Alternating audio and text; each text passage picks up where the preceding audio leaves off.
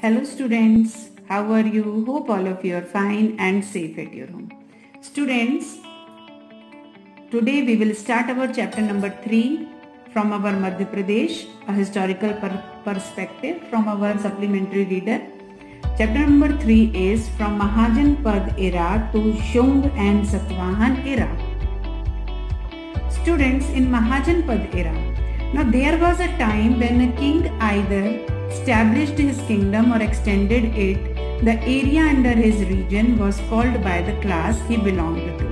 कि उस समय पर वो एक ऐसा समय था जब जो राजा हुआ करते थे, तो जब वो अपने किंगडम को स्टैब्लिश करते थे, स्थापित करते थे या उसको एक्सटेंड करते थे, विस्तार करते थे उसका, तो जो एरिया उनके रीजन के अंदर आता था तो वो उनकी क्लास से जाना जाता था, जिस क्लास से वो बिलोंग करते हैं.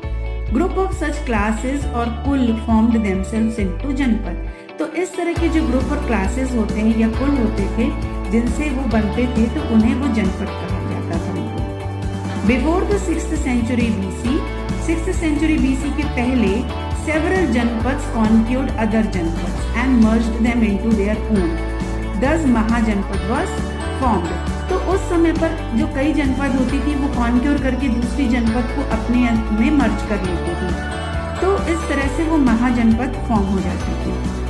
Now Janpads conquered other Janpads and merged them into their Janpad and formed Mahajanpad. So during this period 16 Mahajanpads had been formed. तो उस समय के काल में 16 महाजनपद जो थी वो बनी. चेड़ी एंड अवंती इन मध्य प्रदेश वर महाजनपद. तो उनमें जो चेड़ी और अवंती थी वो महाजनपद थी. Now Cheri महाजनपद extended from present Madhya Pradesh from to Bundelkhand in Uttar Pradesh. कि चेड़ी महाजनपद जो थी उसका विस्तार आज जो प्रेजेंट मध्य प्रदेश है वहां से लेकर बुंदेलखंड उत्तर प्रदेश तक थी. शुकमिति was its capital और जो शुकमिति थी वो उसका कैपिटल था. We find reference of Cheri kings in जतका कथा, जातक कथास and the महाभारत. तो हमें चेड़ी किंग्स जो थे, चेड़ी किंग्स, उनके बारे में जातक कथाओं और महाभारत में भी रेफरेंस उनके मिलते हैं ना. Avanti Mahajanapada extended through the Malwa region. और जो अवंती महाजनपद थी वो मालवा रीजन तक एक्सटेंड थी, विस्तार था उसका.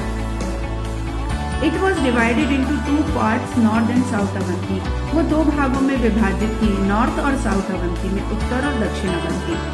Ujjain was the capital of north Avanti. तो उज्जैन जो था वो नॉर्थ अवंती का कैपिटल था. एंड जो माहेश्मती, जिसे हम अभी महेश्वर के नाम से जानते हैं, वो कैपिटल था southern Avanti.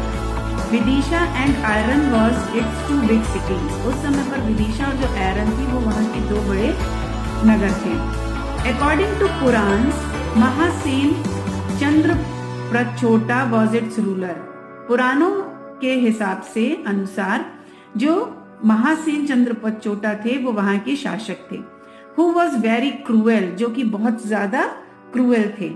According to the historian, after Chandra Pradyota's death, the Hayars were not able to retain control over Avanti महाजनपद.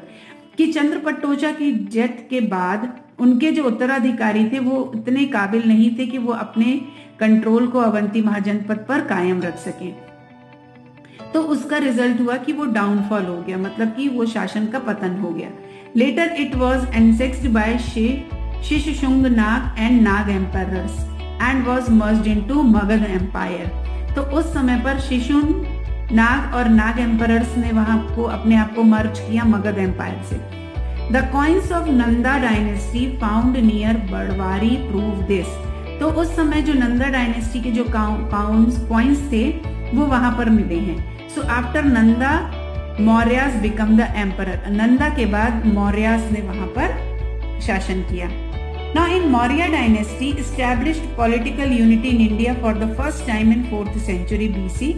Chandragupta dethroned Nanda dynasty and established Maurya empire.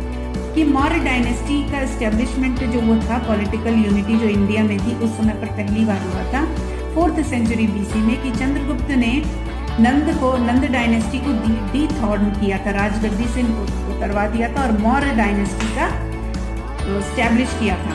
तो चंद्रगुप्त जो था वो रूलर था बहुत बड़े एम्पायर का, जो होल नॉर्थ इंडिया था वो उसके डोमेन के अंदर आता था.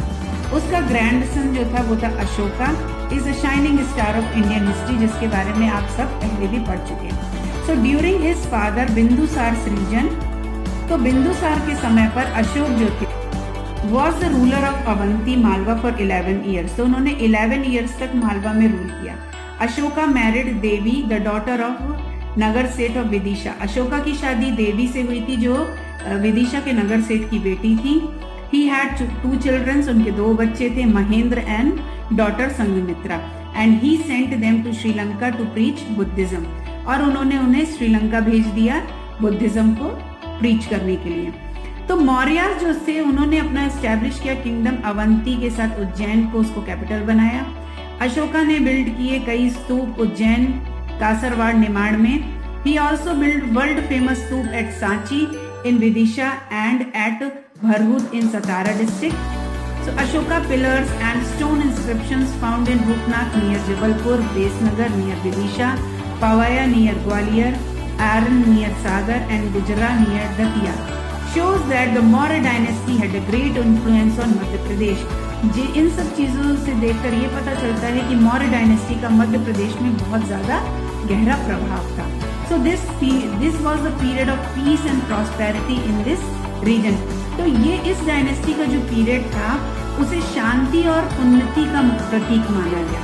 सो students, here we learn about the Mahajanapada era and Maurya dynasty, and in next video we learn about the Buddhist era, Shunga, Satavahan and Nag dynasty. So all of you have to read it and try to understand it.